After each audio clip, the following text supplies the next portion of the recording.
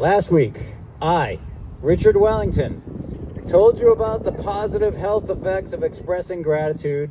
If you weren't here, expressing gratitude releases dopamine for the giver and receiver, and dopamine is the superhighway to happy land. Well, Justice for All has decided to make this the Richard Wellington Lecture Series. That's right, I'm back this week with another highly valuable life hack. This week's lecture is about the value of social connections.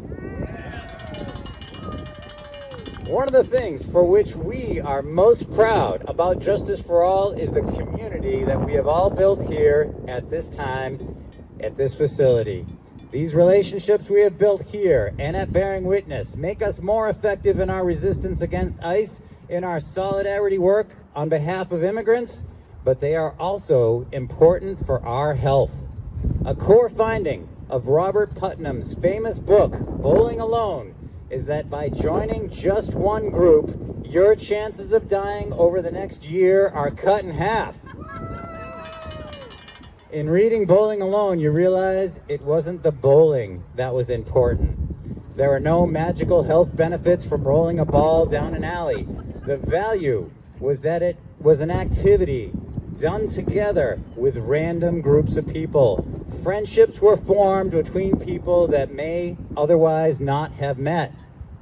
So if you all have some friends that haven't yet been to Justice for All, you are free to tell them that joining us here every Thursday just might save their lives. It is also good for America. Putnam's main thesis was that the shift of Americans from joiners to loners correlated with a decline in America's civic health.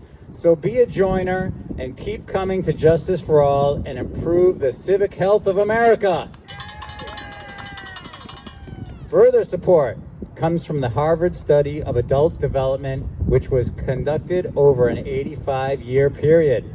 Its key finding is that positive relationships are the single strongest predictor of long-term health, happiness, and longevity. I read the book on the study last year titled The Good Life: Lessons from the World's Longest Scientific Study of Happiness, and I highly recommend it.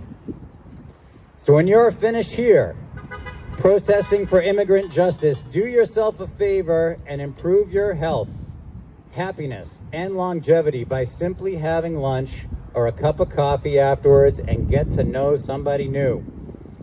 The reverse is also true. Loneliness is bad for your health, as bad as smoking 15 cigarettes a day. In 2023, the U.S. Surgeon General released a report entitled Our Epidemic of Loneliness and Isolation. Loneliness can lead to a 29% increased risk of heart disease, 32% increased risk of stroke, and 50% increase in your risk of dementia.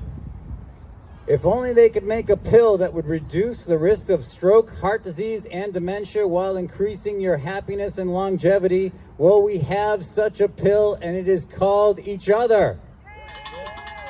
So keep coming back to Justice for All, or Bearing Witness, or Fix ICE, or De-Ice Hanscom, and all of these benefits will be yours. There are no side effects. There are no drug interactions. There's no copay, no out-of-pocket costs, no prescription, and no insurance required. And it is readily available over the lunch counter, and it really works, folks. Okay, that was fun.